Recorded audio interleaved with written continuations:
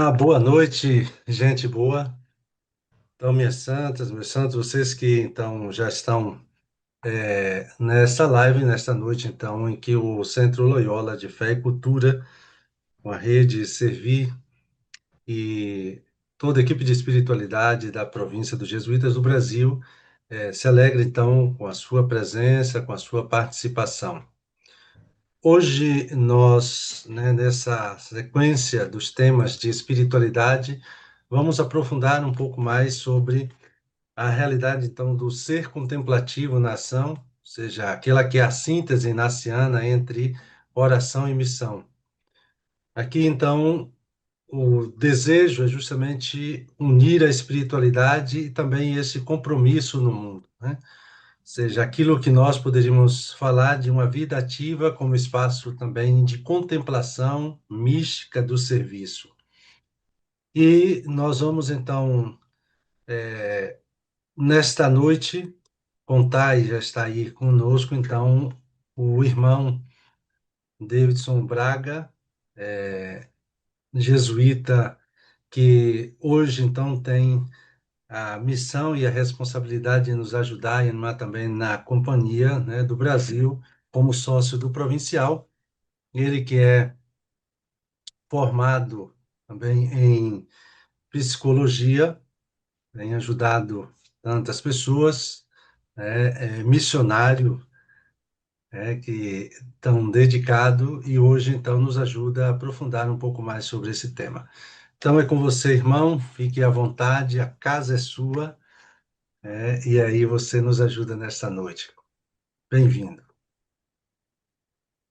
Obrigado, Padre Washington. Obrigado pelo convite e por essa introdução. Boa noite a todas e a todos que estão aí nos acompanhando pelo canal do Centro Loyola. É uma satisfação estar com vocês nessa noite para partilhar um pouquinho sobre essa temática, como o Tuto apresentou, né? Essa síntese entre oração e ação, né? Aquilo que Santo Inácio propõe para a gente como um caminho de encontrar Deus em todas as coisas e todas as coisas nele. É mais ou menos por aí que a gente vai, nessa noite, conversar um pouquinho. Vou provocar um pouquinho a temática por aqui. Sintam-se convidadas e convidados a interagir conosco aí pelo chat, né? Comentando, sugerindo e, enfim, perguntando. Ao longo aqui da conversa, a gente pode, de repente, ir trazendo alguns comentários, perguntas, enfim, sugestões para a gente avançar com esse tema. Oração e ação, às vezes, pode aparecer para nós assim como uma espécie de tensão, né? Uma espécie de tensão entre parar para rezar ou sair para agir, para fazer as coisas, né? E é mais ou menos sobre isso que a gente vai conversar hoje. Certamente, em algum momento da vida, todo cristão ele vai se perguntar sobre o seu modo de agir no mundo. E eu acredito que quem ainda não fez esse tipo de pergunta, né, quem não se perguntou sobre a, a sua atuação no mundo, é alguém que ainda não fez uma profunda experiência com o ressuscitado. Porque a experiência com Cristo, né, a experiência com Jesus, ela nos leva a gente a rever as nossas atuações, a nossa ética, o nosso modo de ser no mundo. Então, parece-me como que algo, uma coisa não vem sem a outra. Então, não tem uma experiência de Deus sem a gente ter necessariamente uma pergunta sobre o nosso modo de ser e o nosso modo de agir. E aí, desse questionamento, às vezes pode surgir uma espécie de dialética, né, ou de tensão, como eu dizia. Por exemplo, a pessoa ela pode perguntar se deve rezar mais para estar mais próximo de Deus, ou se deve ir mais ao encontro dos irmãos e das irmãs para estar mais próximo de Deus, conhecer Deus, porque, como disse Jesus, né? Quem fizer isso a um dos pequenininhos, foi a mim que o fez. Então, movidos por isso, às vezes a gente pode acreditar que o verdadeiro lugar de encontrar Deus é na atividade apostólica, na caridade, né, no exercício do bem para os irmãos. E aí, às vezes, achar que pode prescindir da oração, né? Que basta estar ali atuando no mundo. Isso vai criando uma espécie de tensão às vezes, né? Outro tipo de questionamento que pode surgir é quanto a encontrar a Deus. Se encontramos Deus mais no silêncio da oração ou no serviço aos mais necessitados. E muitas vezes nós, por causa dessa certa tensão, né, dessa dialética que existe aí, a gente vê a vida espiritual e a vida ativa como dois polos opostos, né, como se estivessem caminhando lado a lado e uma certa oposição.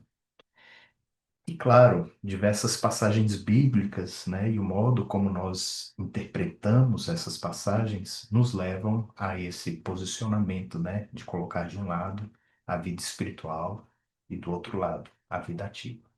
Aqui a gente poderia, só a título de ilustração, trazer, por exemplo, a clássica, né, passagem de Marta e Maria, né? Então, Marta como aquela que serve, né, aquela que está a serviço, que está na ação, que está fazendo, e Maria, aquela irmã que está aos pés de Jesus, né, acolhendo, que está ali na experiência da contemplação.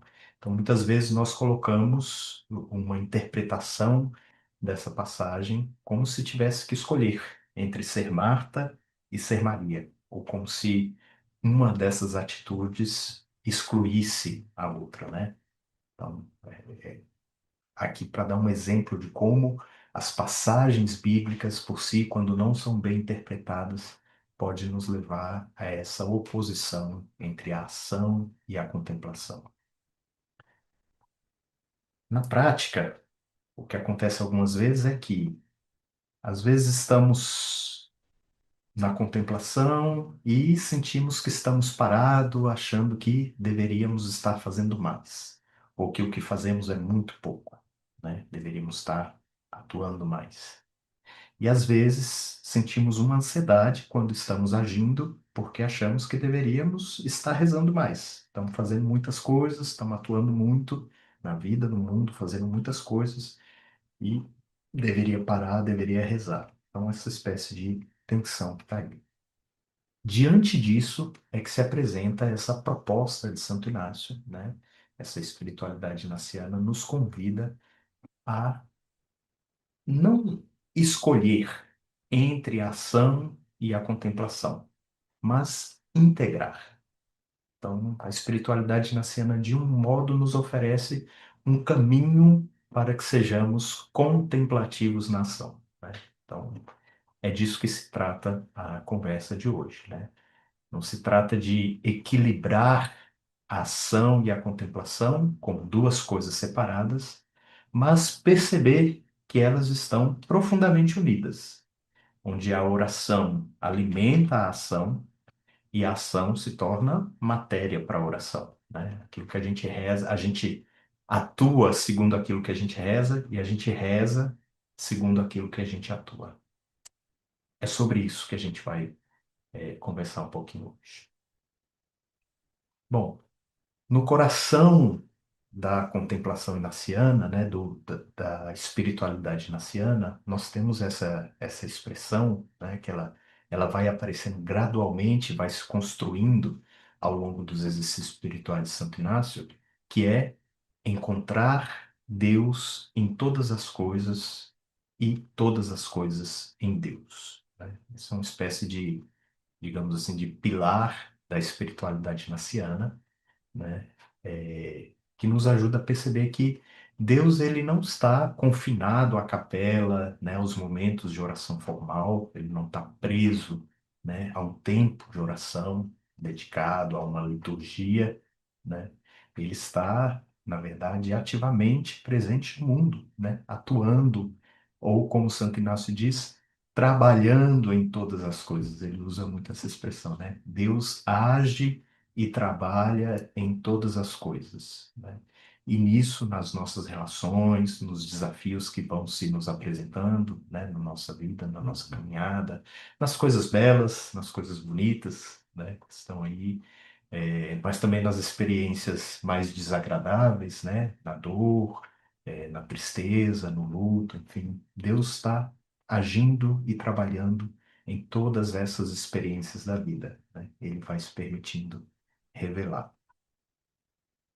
Por isso, a gente pode pensar que a nossa presença no mundo, né, a nossa missão, ela não é necessariamente uma espécie de levar Deus ao mundo, né, trazer Deus ao mundo, mas descobrir a atuação de Deus no mundo. Deus já está aí, Deus está atuando, né? Ele já está agindo e trabalhando em todas as coisas. Nosso papel é descobrir como é que ele atua, como é que ele age. Então, a proposta de Santo Inácio de encontrar Deus em todas as coisas e todas as coisas em Deus vai mais ou menos por aí, né? Perceber que Deus age e trabalha em todas as coisas. Para quem conhece mais a espiritualidade inaciana, deve estar já familiarizado, né, com essa introdução que eu já fiz aqui, mas talvez eu devesse também apresentar muito brevemente uma coisinha ou outra dessa espiritualidade, para, de repente, alguém que está chegando e ainda não tem muita familiaridade possa entender do que eu estou falando aqui, né? Então, estou falando de Santo Inácio de Loyola, né, que fez uma experiência ali no século XVI, uma experiência mística, espiritual, traduziu essa experiência num pequeno livrinho, que é um manual para oração, que ele chama de Exercícios Espirituais. E aí, dentro desse manual de oração, ele tem diversas propostas, né, para uma espiritualidade, né? Um aprofundamento, um relacionamento com Deus. E aqui eu vou trazer alguns desses exemplos, e agora sim quero falar tanto com quem já tem bastante conhecimento da espiritualidade, como quem está chegando aí agora meio curioso, né? Do que se trata isso. Acho que esse primeiro exemplo vai nos ajudar, né, ambos aqui a perceber algo. Que é um exercício que está ali logo no inicinho, né, da proposta dos exercícios espirituais, que é o exame, né, o exame de consciência. Eu queria começar a partir da importância, né, do lugar desse exame na espiritualidade naciana e nesse convite que é lançado para perceber, né, o propósito do nosso agir, da nossa atuação no mundo. É um exame de consciência, né? Então, pelo nome, a gente já está percebendo aí. Quer dizer, é um olhar-se, examinar-se, né? Perceber esse olhar com atenção, então, é um olhar atento, que vai permitir trazer à nossa consciência como é que está o nosso relacionamento com Deus, como é que está o meu relacionamento comigo mesmo, como é que está o meu relacionamento com as outras pessoas, como é que está o meu relacionamento com o mundo, né? Então, é um exame que ajuda a tomar consciência das relações, né? Eu diria assim, é um exame que ajuda a tomar conhecimento de como nós atuamos nesses diversos níveis de relações que temos. O exame ele tem 5 passos, né, básicos. Primeiro é agradecer, né? A gente sempre começa esse exame pelo agradecimento, que é uma espécie de reconhecer, né, a presença de Deus atuando no mundo, né? E agradecer, agradecer pela vida, agradecer por tudo que está acontecendo, né? E esse exame, no início do exame, talvez trazer, né? Por que que eu sou grato hoje, né? O que que me leva a agradecer hoje? O segundo passo é pedir luz, pedir o Espírito Santo que me ajude a ver, a perceber, né? Perceber-me com os olhos dele, né? Me enxergar, enxergar-me nas minhas relações com os olhos dele. E aí começa o exame propriamente dito, que é rever o dia. Então, esse exame inaciano é olhar o dia, relembrar os eventos, as conversas, os sentimentos, o que que aconteceu durante esse meu dia, né? Ou até o momento em que eu estou fazendo esse exame de consciência, percebendo onde eu senti paz, onde eu senti alegria, um revigoramento, né? Onde eu senti angústia, desânimo, inquietação, em outras palavras, onde no meu dia experimentei consolações, onde no meu dia experimentei desolações. Em que situações, em que relacionamentos, em que atuações, né, modo de agir foram aparecendo esses sentimentos. Depois de rever esse dia, então, se tem algo ali que a gente precisa remendar, né? Corrigir-se, é o momento de reconhecer alguma falha no meu atuar, no meu agir, pedir perdão, né? Aqui não se trata de crescer em culpa, mas ao contrário, demonstrar o desejo de crescimento, né? Como pessoa, como ser humano, tornar-me melhor, né? Então, pedir perdão nesse sentido de cura, né? De cura por onde ainda não fui tão bem, né? Como poderia ser, como sou chamado a ser. E conclui-se esse exame com um propósito, né? Aqui, eu acho que vocês já captaram um pouquinho, né? O agir com propósito que vem do convite para essa fala de hoje. Então, o exame ele termina com esse propósito, né? É um olhar para o futuro com esperança, né? Sempre se perguntando como é que eu posso colaborar mais com Deus naquilo que Ele age e trabalha no mundo no dia de amanhã ou no momento que segue a esse meu exame. Então, um exercício muito simples, é um exercício breve. Todo esse exercício aqui do exame de consciência é algo que a gente faz em 10, 15 minutos do dia, né? É um exercício simples, como eu expliquei aqui, não é nada muito elaborado, né? Como vocês puderam ver, e que tem aqui essa percepção da atuação de Deus, da minha atuação, do meu relacionamento, e conclui-se, né? Com esse exercício de procurar ser melhor de cura e com propósito, né? Como posso agir com esperança, como posso colaborar mais com a atuação de Deus no mundo. Aqui eu queria chamar a atenção que esse exame, já em si, ele integra a reflexão e a ação. Está aqui dentro dessa proposta. Eu não sei se as pessoas que estão nos acompanhando agora tiveram a oportunidade de acompanhar algumas intervenções anteriores aqui do Centro Loyola. Nós tivemos da última vez a participação da Ana Loureiro, que trouxe de modo muito brilhante, né, algumas reflexões sobre elementos e dimensões da pedagogia inaciana, né, tá ali no histórico, quem depois quiser rever e conhecer um pouquinho mais. E eu fiquei pensando que quando a gente fala, né, da pedagogia inaciana, quando a gente estuda, né, algum elemento, especialmente em pedagogia, né, pedagogia é um caminho, né, é comum que a gente faça uma espécie de separação em etapas, né, etapas, elementos, dimensões, passos. Isso é muito pedagógico, né, organizar as coisas assim, de modo que a gente possa compreendê-las melhor. Contudo, quando a gente faz esse tipo, né, de exercício pedagógico, assim, de olhar dimensões, olhar elementos e tal, a gente corre, às vezes, um risco que é de compreender aquilo que é objeto, né, do nosso aprendizado no momento de modo fragmentado, né? A gente, às vezes, pode perceber mais um elemento, mais uma dimensão, e não a compreensão do todo disso que está sendo elemento aqui de aprendizagem, né? O que que eu quero dizer com isso? Quando nós apresentamos a pedagogia inaciana, né, o caminho, né, a proposta inaciana, geralmente a gente fala de experiência, reflexão e ação, né? Esses três temas aqui, experiência, reflexão, ação, ou de um modo um pouquinho mais amplo, né, e dentro de um contexto educacional, aparece contexto, experiência, reflexão, ação e avaliação, né? Cinco passos da pedagogia inaciana. Contexto, experiência, reflexão, ação, avaliação. E quem vai aprendendo um pouco essa proposta de Santo Inácio, às vezes tende a olhar mais uma dessas dimensões ou não percebe o quanto que elas estão implicadas uma nas outras.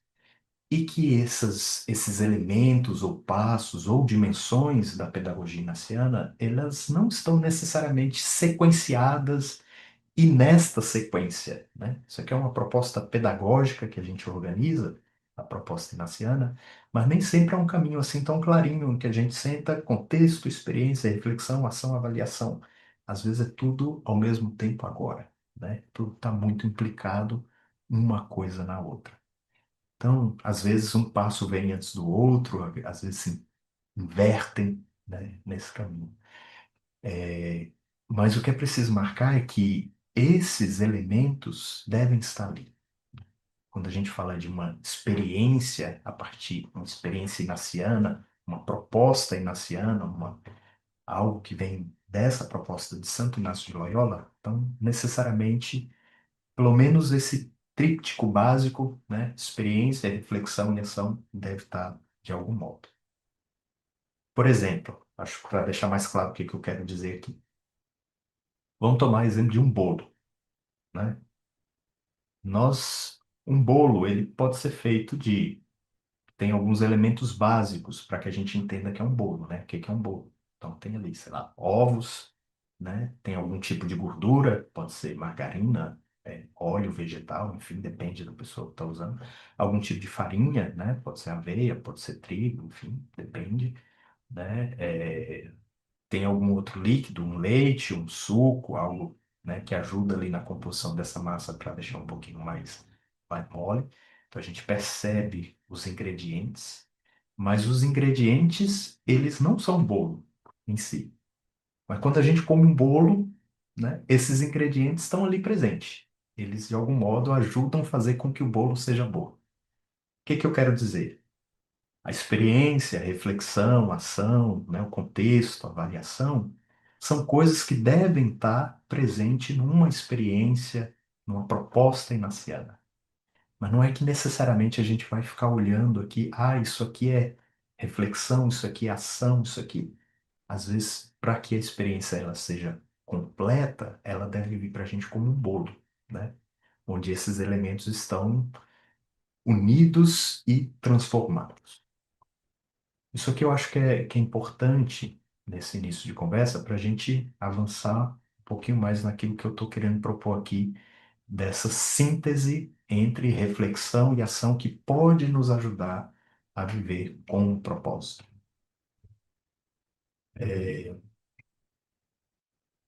Estou falando disso, de viver com propósito e de, né, de algum modo ser contemplativo na ação. Essa expressão, né, o jesuíta é um contemplativo na ação, é uma expressão que foi trazida por um dos primeiros jesuítas, né, Jerônimo Nadal, que naquele momento, naquele contexto em que a vida religiosa ela era muito mais marcada pela contemplação, né, que as freiras, os freis, enfim, os religiosos em geral, tinham uma vida mais marcada pela contemplação. Então, essa proposta dos jesuítas, né? Então, os primeiros jesuítas ali trazem uma proposta mais de ação, de atuação, já também influenciados pela experiência franciscana, né?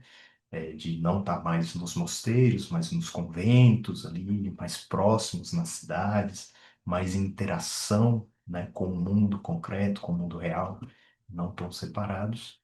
Os jesuítas fazem essa proposta, né, de um pouquinho mais de uma verdadeira atuação no mundo, com essas obras apostólicas, né, são exatamente a educação, a ação social, enfim, isso que a gente chama de obras apostólicas, né? O caminho que a gente vai atuando na sociedade com propostas de fazer.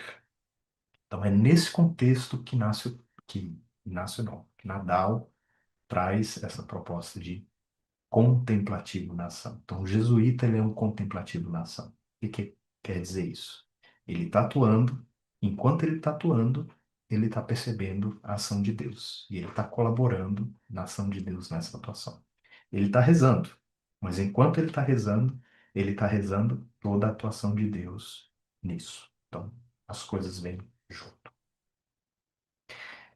Para dar mais um exemplo e avançar um pouquinho mais, nós podemos pegar o exercício de contemplação, né, da proposta inaciana, né, que é uma contemplação ativa, uma contemplação imaginativa. Nós propõe uma contemplação nesse sentido. Inácio nos convida, através da contemplação, a nos colocar em uma cena bíblica, em uma cena evangélica, ou às vezes nem é uma cena bíblica ou evangélica, um tema né, que eu estou querendo rezar, ou que eu me proponho a rezar naquele momento, a usar os olhos da imaginação, né, os nossos sentidos, para compor um pouco essa cena, esse lugar. E aí não se trata apenas de um conhecimento cognitivo, né, mas de um conhecimento que deve passar pelos sentidos, né, pelo olfato, pela audição, pela visão, pelo paladar, pelo tato. Elas propõem uma contemplação imaginativa em que a gente atue nessa cena, nessa contemplação, a partir da gente, daquilo que a gente é, daquilo que a gente sente. Olhar, por exemplo, é, já que eu trouxe aqui no início Marta e Maria, então imaginar a casa de Marta e Maria, o lugar, imaginar essas pessoas, ver o lugar, ver as pessoas, ver como são, olhar, observar, escutar o que dizem, como é o tom de voz, né? Tem cheiro, que cheiro tem, tem sabor. Ó, Marta estava ali trabalhando e servindo, né? Que coisas Marta estava servindo ali, são saborosas ou tão meio amargas porque ela fez na pressa, né? Enfim, sentir o sabor, né, daquilo que eu estou contemplando. Colocar-se na cena, perceber algo nesse sentido. Essa proposta de uma contemplação é inaciana imaginativa. Essa proposta é importante, como Inácio traz, porque é uma oração que nos leva a uma intimidade com Jesus, né? Ela nos leva a essa intimidade porque ela nos dá um conhecimento interno do Senhor, que é inclusive uma das petições que Inácio nos propõe durante os exercícios espirituais a repetir constantemente, né? Pedir conhecimento interno do Senhor, né? Esse conhecimento que não se trata de um conhecimento é, a partir do raciocínio, né? É de um conhecimento afetivo, né? Que passa pelos afetos. E aí nós vamos, a partir desse exercício contemplativo, segundo a proposta inaciana, aprendendo a sentir e saborear todas as coisas internamente. Sentir e saborear, né? Inácio diz, não é o muito saber que sacia e nos satisfaz, mas sentir e saborear internamente essas coisas, gastar tempo nessas propostas que a gente tá, rezando. Então, não se trata de conhecer com a cabeça, né, mas de conhecer com os afetos. E isso vai moldando os nossos desejos, a nossa maneira de ser, né, de perceber o mundo, de atuar. A gente vai transformando os nossos sentimentos para que, de algum modo, eles se aproximem mais do sentir e do ser e do perceber de Cristo no mundo, né? É, e aí, nessa proposta de, de viver, partir da espiritualidade naciana, de perceber a atuação de Deus no mundo, nós temos ainda algumas expressões que às vezes são bem conhecidas e que aqui valem a pena serem trazidas uma vez mais para a gente perceber como captar esse propósito, né, do nosso agir. Uma delas é o magis, né? Essa palavra muito usada por Inácio, que é esse, esse buscar um mais, um maior, um melhor, que é de uma qualidade, né? Não se trata de buscar o muito, como eu disse antes, o muito saber, né? Mas o melhor saber, né? O mais, né? Essa busca do mais. E algo que pode nos ajudar a entender é perguntar-se, né? O que que nesse momento agora, do que eu estou vivendo, do que eu estou me relacionando, das coisas com que eu tenho que lidar, que eu tenho que atuar, que eu tenho que agir, o que é aquilo que serve melhor para o meu propósito? O que que é aquilo que mais ajuda naquilo que eu me proponho a ser e a fazer? Então, se a gente quer agir com propósito no mundo, nós precisamos ter clareza do que é esse propósito, daquilo que a gente está se propondo, e se perguntar, entre as diversas opções de ação, de atuação do meu ser no mundo, onde está esse magis, né? Onde está aquilo que é mais, que é melhor, que gera mais vida, mais justiça, promove mais o amor? que glorifica mais a Deus, que ajuda o outro a caminhar mais segundo a vontade de Deus, né? Um exemplo prático disso por exemplo, numa escolha profissional, né? A gente está sempre movido por diversas razões, né? Por diversos desejos, necessidades, quando a gente faz, né, escolhas de atuar na nossa profissão. E às vezes a gente pode estar movido, sei lá, por uma questão puramente econômica, sei lá, ou pode estar movido por algo que é maior nesse sentido, que promove mais vida para si, para o outro, para os relacionamentos. Então, um agir com propósito nesse sentido é um agir que busca esse imagens, que se propõe a escolher hoje, naquilo que eu vou atuar, aquilo que é mais melhor, que mais me conduz. O Magis, de algum modo, ele nos leva a virar uma chave de leitura que está ali dentro da proposta dos exercícios espirituais. Quem me conhece, quem já fez retiro comigo, quem já acompanhou, se acompanhou comigo, sabe, volta e meia eu vou trazer isso. Que essa virada de chave, que é a pergunta fundamental que a gente faz. Na vida a gente está sempre habituado a perguntar sobre o porquê das coisas, né? Por que que eu escolho isso? Por que que eu escolhi esse caminho? Por que que eu estou assim? Eu acho que a virada de chave aqui, né, é quando a gente começa a se perguntar o para quê. Não o porquê, mas o para quê. E aí, de novo, né, como eu sempre digo, por que eu entendo que é uma pergunta retrógrada, né, que nos joga de algum modo, ela é causuística, né, vai buscar causa e causa, muitas vezes, nem sempre, mas muitas vezes, a gente está buscando como origem, né? Causa como origem, e de algum modo, ela tem esse movimento retrógrado. Para quê? É uma pergunta que é teleológica, né? Ela tem uma lógica de nos lançar, né? Então, ela nos pergunta para o futuro, ela nos lança, né? Então, esse meu agir hoje no mundo, talvez algo que pode ajudar é não perguntar-se por que estou agindo assim, mas para que atuo dessa maneira? Qual é a finalidade? O que está me movendo a atuar assim? Então, nem tanto por quê, mas para quê. Para Inácio, na proposta dele, é a maior glória de Deus. O para quê inaciano, né, é a maior glória de Deus. Ele vai trazer lá no princípio fundamento, né, o ser humano é criado para louvar, reverenciar, servir a Deus e assim ser salvo. Nisso está a maior glória de Deus, que é o Magis, de novo, né? Essa maior glória de Deus. Essa maior glória de Deus, que é um tema muito conhecido por nós, né? O Ad Maiorem Dei Gloria, é uma espécie de bússola para a nossa ação. Deve funcionar para nós que nos guiamos nessa espiritualidade como uma bússola, que vai transformando o ordinário do nosso dia a dia em algo extraordinário. Sei lá, coisas do dia a dia, gente. Sei lá, fazer um serviço doméstico, lavar louça, arrumar cama, né? No trabalho, preparar uma planilha, organizar um documento, né? Ter uma conversa difícil, exigente no trabalho, né? Decidir sobre algo, tomar uma decisão.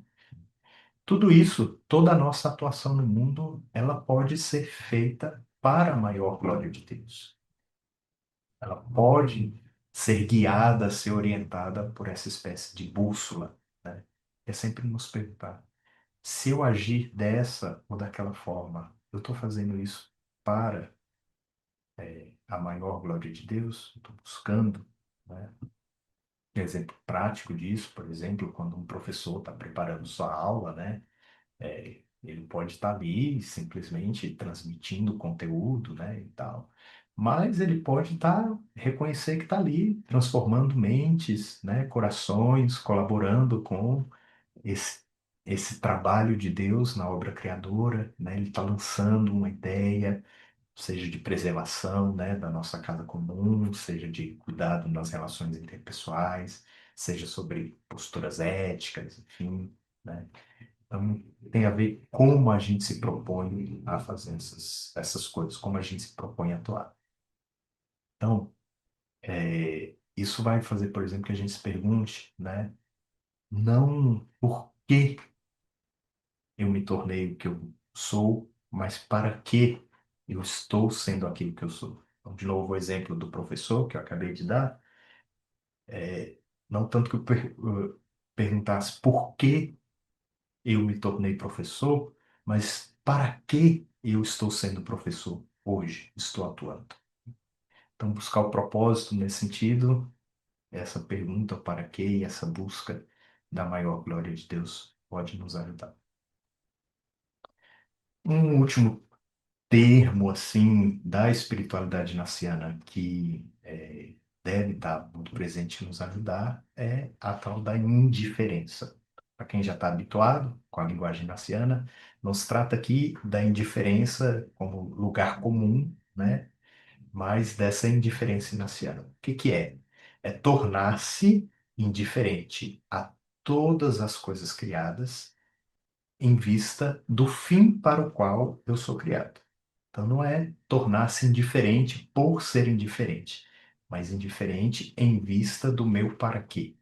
Então, que nenhuma coisa criada, nada do que existe, nada que não seja Deus, esteja entre mim e Deus e entre o meu propósito, né, entre aquilo que Ele propõe.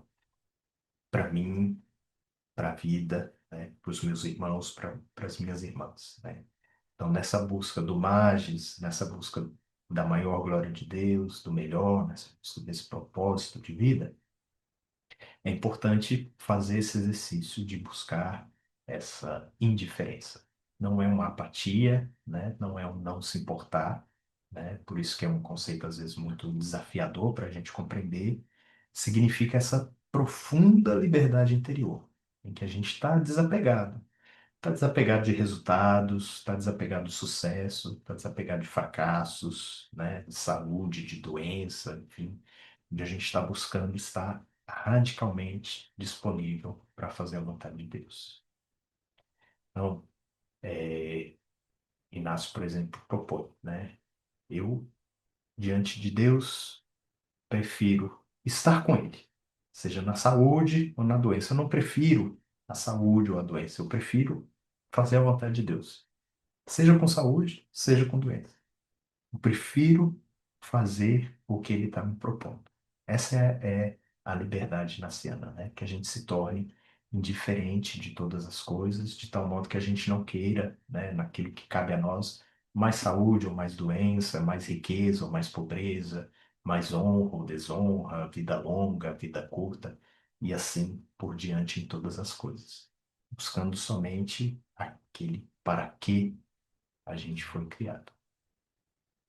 Caminhando já assim para uma conclusão, né, dessas propostas que eu estou trazendo aqui de reflexão, eu diria que, em síntese, a proposta inaciana de contemplação na ação é uma espécie de círculo virtuoso, digamos assim, em que a oração, né, seja desses exemplos que eu trouxe aqui, o exame, a contemplação inaciana, enfim, torna cada um de nós mais sensíveis para perceber Deus atuando, para perceber Deus nas relações, nas coisas. Então, rezar, fazer um exame de consciência, contemplar, meditar, isso nos torna mais sensíveis para perceber a ação de Deus.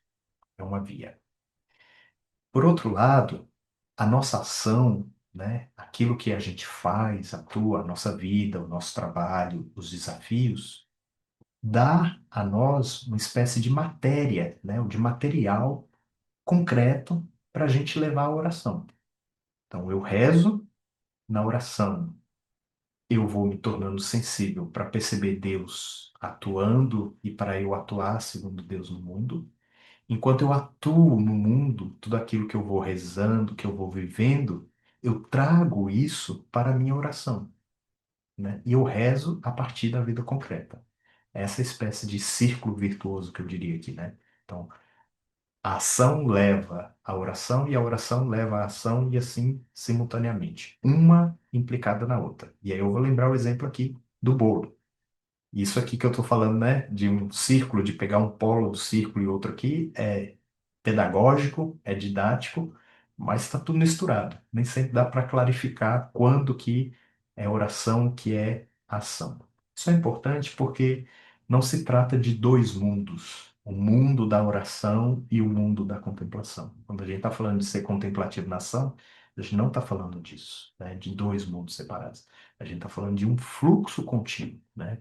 É uma oração que nos calibra, que nos ajuda a afinar para a missão, e a missão nos devolve a oração para que a gente seja melhor orientado segundo esse nosso atuar. Ou seja, atuar segundo aquilo que reza e levar as ações para a oração. Rezar enquanto se atua e atuar enquanto reza. Não é uma oração passiva, uma oração também ativa, né? A síntese da contemplação inaciana, de ser contemplativo na ação, é exatamente isso. Como trazer isso aqui né, que eu desenhei de algum modo para o cotidiano? E aqui eu queria trazer, e aqui já é de fato uma espécie de conclusão, e aí abrimos para algumas intervenções se houverem, vou trazer aqui alguns exemplos de como essa espiritualidade pode nos ajudar, isso que eu descrevi até aqui como caminho, né? Pode nos ajudar em questões atuais, né, da nossa vida. Por exemplo, nós vivemos hoje uma cultura que é, de algum modo, assim, né, superficial, né, em que a gente tem excesso de informação e que acaba também nos causando muita distração, né? São muitas coisas, são muitas informações que chegam e às vezes não dá para aprofundar em muitas coisas. Essa proposta da contemplação ignaciana, que é a contemplação imaginativa, de algum modo ela vai nos treinando, né, para que a gente seja mais atento. Ela nos ensina a focar mais, a aprofundar, a encontrar o sagrado no meio desse ruído constante, né, das diversas notificações que vão chegando, né, das informações. Eu estou rindo porque, enquanto eu estou falando com vocês aqui, eu esqueci de desativar as notificações. Eu estou falando esse tempo todo aqui, volta e meia está chegando no meu ouvido. Plim, plim, plim, né? E como é que eu consigo manter-me, né, focado, não me distrair com essas coisas, com esse excesso de informação que tem aí, que às vezes faz com que a gente não desça, não aprofunda nas coisas. Então, esse exercício imaginativo pode nos ajudar a focar mais, né, a desenvolver habilidades nesse sentido. Outra questão do nosso dia a dia, que está aí muito presente, né, de algum modo, que é uma espécie de ansiedade, né, de ter que fazer muitas coisas, de estar atuando sempre, né, e fazendo e ser útil e produtivo, né, tem que produzir, tem que render, né, então, uma cultura que nos pede e que acaba nos levando a um esgotamento, né, ao burnout, por exemplo. Nesse sentido, o Magis Inaciano é algo que pode nos ajudar. Porque a proposta do Magis Naciano não é um fazer mais, mas é um fazer melhor, fazer com propósito. Então, voltar-se ao Magis, né, através, por exemplo, do exame diário, que eu trouxe aqui no início da fala, né? Essa pausa me permite parar um pouquinho, respirar, encontrar sentido naquilo que eu estou fazendo, atuar, né, na vida com um pouquinho mais de pausa pode servir como um antídoto, né, digamos assim, para um certo ativismo, né, sem alma que está presente. Um último exemplo, né, que a gente tem está muito presente na nossa sociedade, polarização, né? Dificuldades de diálogo, né? Hoje, sim, são posicionamentos às vezes tão extremistas, né? Que nos colocam de um lado ou de outro, e aqui talvez até muito evangélico, como Jesus diz, né? Eu vim colocar pai contra mãe, filha contra pai contra filho, mãe contra filha, e por aí vai, né? Mas nós já cruzamos a linha um pouco dessa proposta evangélica, né? Dessa proposta de Jesus, em que está difícil dialogar, né? Que às vezes a gente se manifesta, posiciona, e tem muito, a gente vive isso na nossa sociedade, né? Essa grande dificuldade. Esse princípio inaciano, né, de encontrar Deus em todas as coisas, pode nos ajudar muito. Porque, veja, encontrar Deus em todas as coisas significa encontrar Deus em todas as pessoas também, né? Então, é um convite a nos abrir, a perceber Deus que está ali diante do outro, que tem uma perspectiva diferente, que percebe, sei lá, um evento político, social, econômico, ou seja o que for, né, futebolístico que seja, né, de um outro lugar, de uma outra perspectiva, mas entender que Deus está ali atuando, trabalhando nessa pessoa, né? Nós somos chamados, convidados a buscar perceber o traço de Deus, mesmo quando a gente discorda radicalmente, né, disso. Não significa, claro, a gente relativizar tudo, né? O mal está no mundo, não significa concordar com o mal, né, e abraçar o mal, não é disso, mas é perceber Deus atuando naquilo que, via de regra, eu não atuo, ou que eu tendo a ficar num polo, né, no lado contrário. Então, esse encontrar Deus em todas as coisas é um convite a abrir-se a perceber que Deus está atuando ali do outro lado também.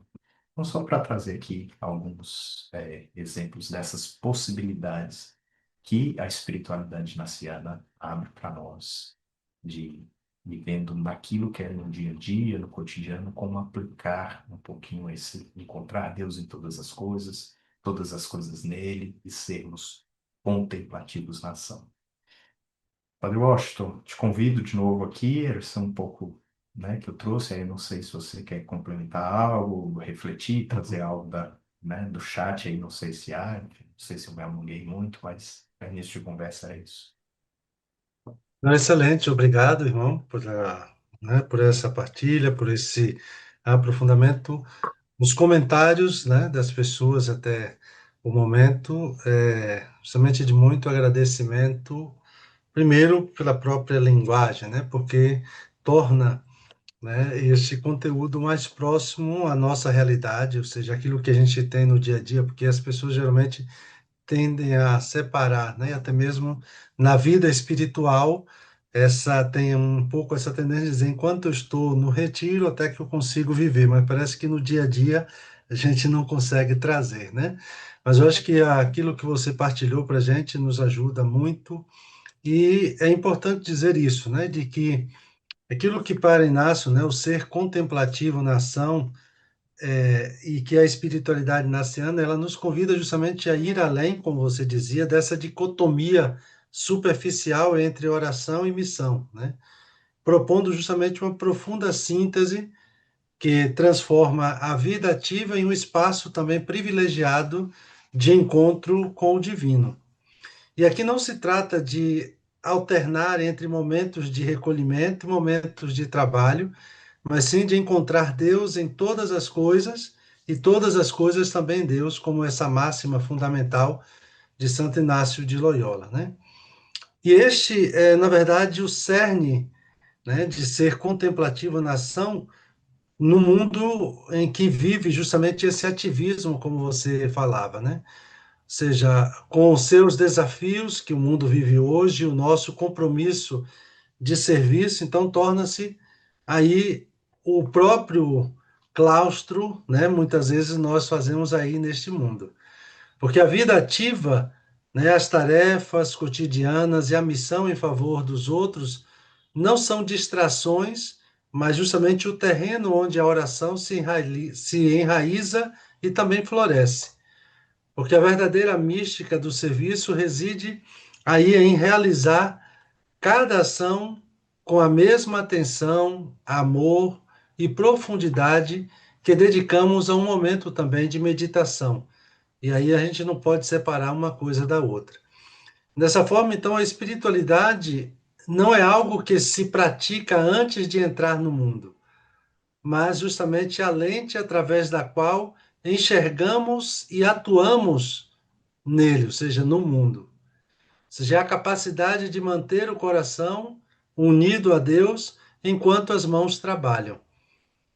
transformando então o serviço e engajamento no mundo na expressão mais autêntica e concreta da nossa oração.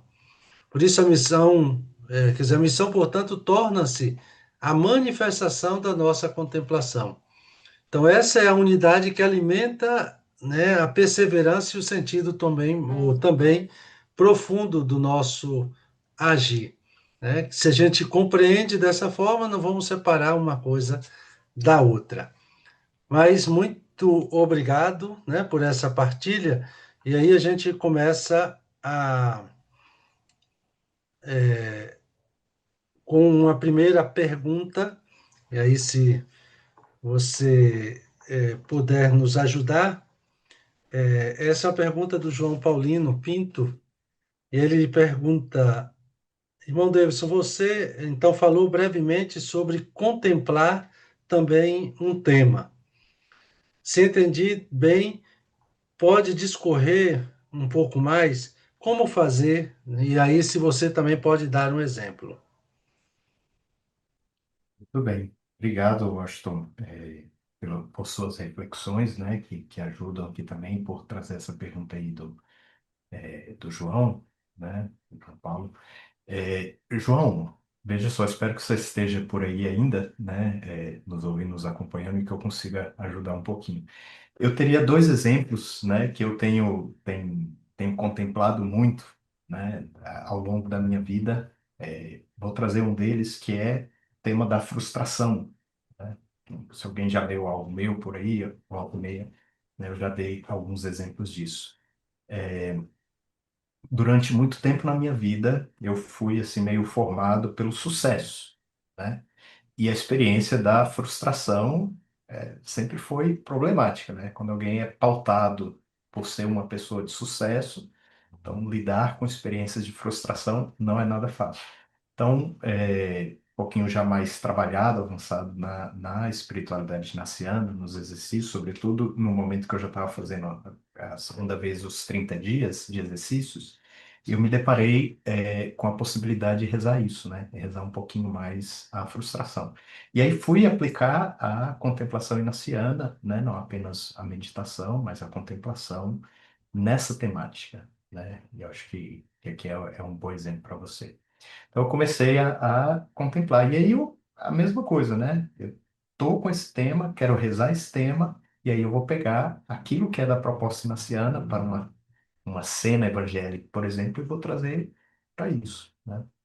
Então comecei a de algum modo, contemplar, ou seja, visualizar, né, a trazer com o olhar da imaginação algumas situações que para mim pareciam, né, que retratavam essas experiências de frustração. E aí eu começava a, de algum modo, revivenciá-las, mas não é revivenciá-las, não é rememorá-las, não é um exercício só de memória, não é um exercício de passar de novo, de viver uma experiência anterior que foi, né, meio frustrante para mim, mas de aplicar os sentidos nela, como Inácio propõe.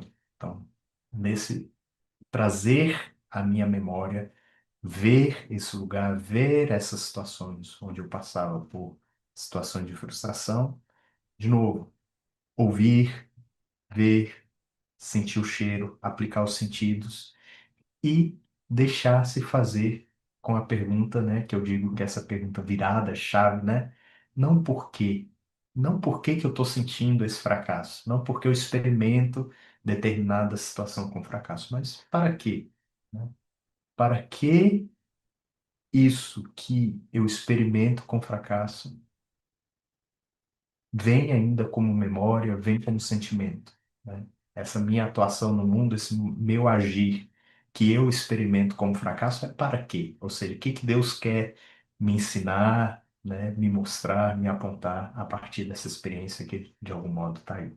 Então, só para dar um exemplo, né, de como rezar de algum modo um tema, né, contemplar, usar a contemplação inaciana para um tema e não só necessariamente para uma cena evangélica. Espero ter ajudado a deixar mais claro compreender. Bem, qualquer coisa, João, você só faz uma réplica, pergunta ou queira, se desejar aprofundar um pouco mais. E agora, irmão, temos uma outra pergunta do Lucilo Paulo Botelho Maia, que pergunta como sair, né, dos sofás do nosso comodismo, das nossas seguranças para arriscar em uma terra seca precisando de água. Tudo bem. Primeiro, um grande abraço, Lucilo. Nossa, há quanto tempo que a gente não se vê, Lucilo. Lá de Belém, um grande amigo, um homem sobretudo um homem da ação, né? Daquilo que eu me lembro, um homem que tem colaborado muito e você é um homem que realmente sai dos sofás e, né, do nosso comodismo. Então, obrigado por sua pergunta provocadora. Eu sei que a sua pergunta não é uma pergunta para si mesmo, né?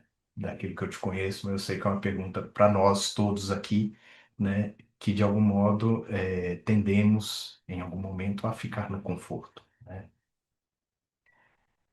Eu não tenho uma resposta exata para isso. Eu acho que a sua pergunta ela é no sentido exatamente excelente, porque ela nos provoca, ela nos desinstala, né? Eu não queria de modo algum parecer aqui presunçoso de trazer, agora eu vou trazer aqui respostas para que a gente não fique mais acomodados em nossos sofás, mas saiamos para a ação.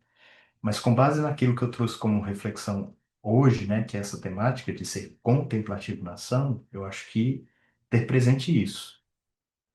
Talvez uma das primeiras coisas que eu falei hoje é que se o meu relacionamento com Deus não me leva a questionar as minhas ações, eu devo me perguntar se de fato eu estou fazendo uma experiência com Jesus Cristo. Porque uma experiência verdadeira, profunda com Jesus Cristo deve me desinstalar, deve tirar-me do meu comodismo e do meu sofá.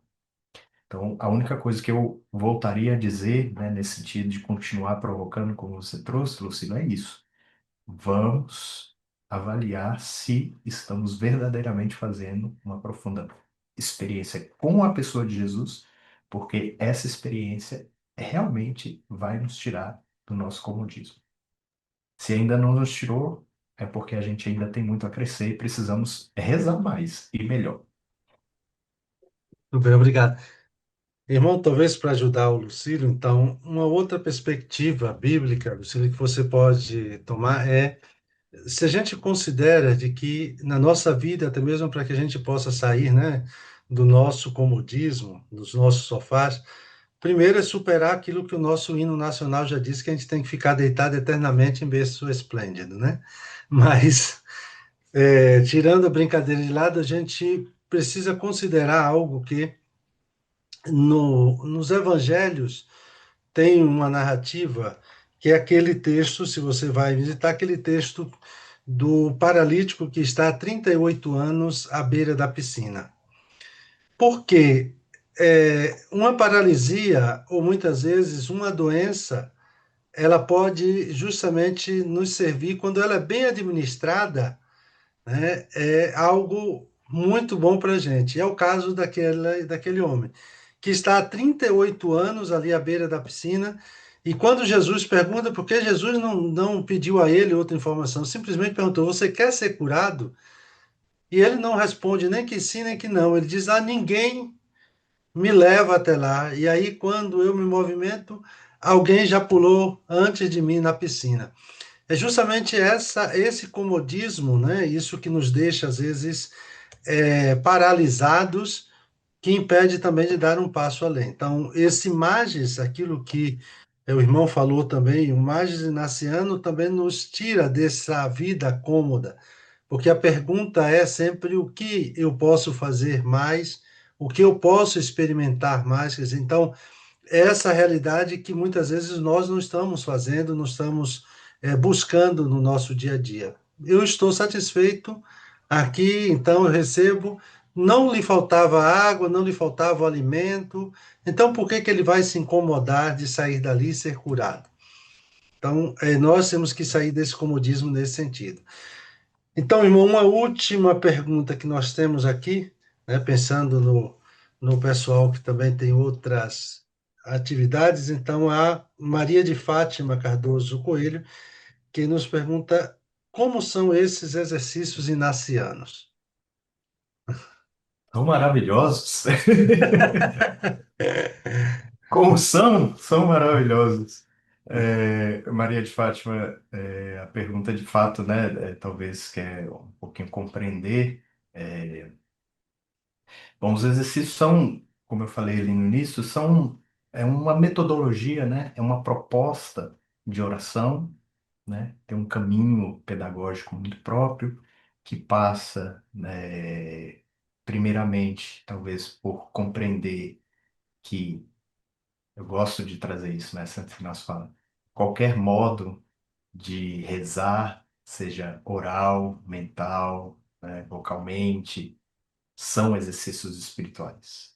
Exercícios espirituais, às vezes a gente transforma numa coisa muito, muito elaborada, muito difícil, muito inacessível, mas eu gosto desse básico, né? O básico é qualquer modo que nos ajuda a estar mais na presença de Deus, a entender quem é Deus, e o que que ele está propondo para a humanidade, né? O que ele está propondo para a humanidade. Eu começaria por aí. Segundo, os exercícios são, então, tem esse livro, né, esse manualzinho que Santo Inácio de Loyola escreveu e deixou, e hoje tem diversas pessoas, né, então, aí, todos os jesuítas, mas também muitas religiosas, outros religiosos, padres, leigas, leigos, muitas pessoas que fizeram essa experiência e que estão habilitadas a ajudar outros a passar por essa experiência. É uma experiência que, na proposta de Santo Inácio, duraria 30 dias de um retiro, de um isolamento, passando por algumas etapas que ele chama de semanas. São quatro, né? Quatro etapas. Uma primeira semana que é uma via mais, né, de exame, exame de si, né? Uma proposta de ver-se, de perceber, né, na minha humanidade, na minha limitação. Depois entramos numa segunda semana que é de contemplação da vida de Cristo, então, desde a encarnação, a decisão de encarnar, e aí vamos acompanhando todo o caminho, né, de Jesus até a última ceia. A terceira etapa, que é a contemplação da paixão, então dedicamos algum tempo com essa imaginação ativa, nessa contemplação ativa, como eu descrevi aqui, acompanhando, né, o dia a dia, a vida de Jesus, a sua paixão, e a quarta etapa, que é contemplar a ressurreição e os efeitos dessa ressurreição na vida daqueles que seguem a Jesus, que nos leva a perceber, enfim, quando a gente passa por esse itinerário, a gente consegue perceber isso que a gente está dizendo de encontrar Deus em todas as coisas e todas as coisas nele, né? Essa é uma proposta, na verdade, que está ao final desse itinerário, dessa caminhada. São vários modos de fazer essa experiência, né? Como eu disse, nas propôs 30 dias de retiro, de isolamento, mas, como ele mesmo disse, essa proposta pode ser adaptada de diversas formas, aos diversos contextos, aos diversos tipos de pessoas, aos diversos tempos. Então, hoje nós temos várias modalidades. Quem tiver mais interesse pode, por exemplo, buscar redeservir.org.br, que é hoje onde a gente tem o maior número de informações sobre a espiritualidade ignaciana, sobre os exercícios aqui no Brasil. E dali vai derivar para diversos, né? O Centro Loyola de Fé e Cultura, que a gente está aqui, é um desses espaços, desses lugares que quer também trazer esse diálogo entre a proposta ignaciana, os exercícios, fé, cultura, temas do nosso dia a dia. Então, tentando resumir muito, muito, muito, os exercícios são assim. Mas como são maravilhosos, e outros aí no comentário estão confirmando isso. Muito bem, obrigado. Obrigado também a todas e a todos vocês que participaram então desta live, desse momento à noite. Nós tínhamos, nós poderíamos dizer que tínhamos gente aí, tinha pessoas do Oiapoque ao Chuí, porque daquilo que nós fomos lendo, então inicialmente o pessoal entrando e dizendo, olha, eu sou de tal região, eu sou daquilo ali, então deu para a gente ver, então realmente assim uma participação boa e dizer daquilo que o irmão termina a dizer, que Davidson então nos apresenta, aquilo ali você vai ter próximo aí à sua região, ou uma casa de retiro, ou um grupo inaciano, né? Mesmo onde os jesuítas passaram, muitas vezes são regiões em que nem mesmo os jesuítas estiveram, né? Por exemplo, eu estive outro dia ali em Governador Valadares e é uma iniciativa muito bonita do Padre Assis e um grupo de missionários leigos que levam adiante então uma missão sejam dando os exercícios como também acompanhando em vários, então vão mantendo essa dinâmica, mas em tantas outras partes nós temos aí. Então é só vocês procurarem que aí vocês têm mais, vão ter mais informação. Eu só alerto justamente isso. Nunca pense, porque tem muita gente fazendo isto, né? De comprar, vai na livraria, compra o livrinho dos exercícios espirituais e querem fazer os exercícios sozinho. Não, vocês não vão entender absolutamente nada, então procure alguém que possa ajudá-los e que possa acompanhá-los. É sempre este o caminho.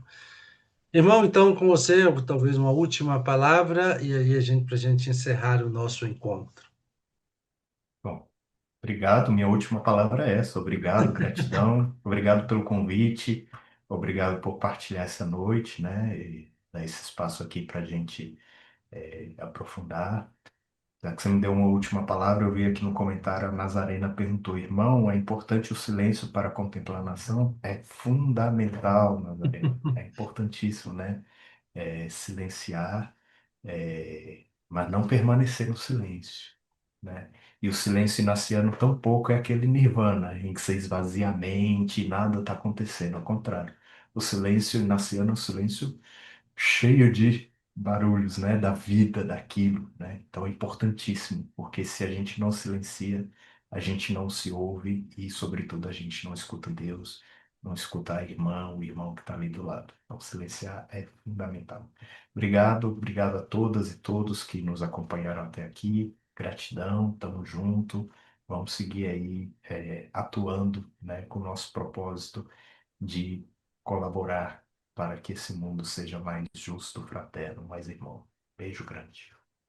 Muito bem, obrigado mais uma vez, irmão Davidson. Um obrigado também especial aí ao Leonardo, né, que está desde cedo aí também nos ajudando nesta noite. E dizer a vocês que já estão por aqui, então, no dia 14 agora de outubro, nós temos a outra live, então, também sobre a temática da espiritualidade inaciana. E aí, logo, logo, então, vocês vão estar recebendo aí as informações, né, um pouco para vocês nos ajudarem a divulgar.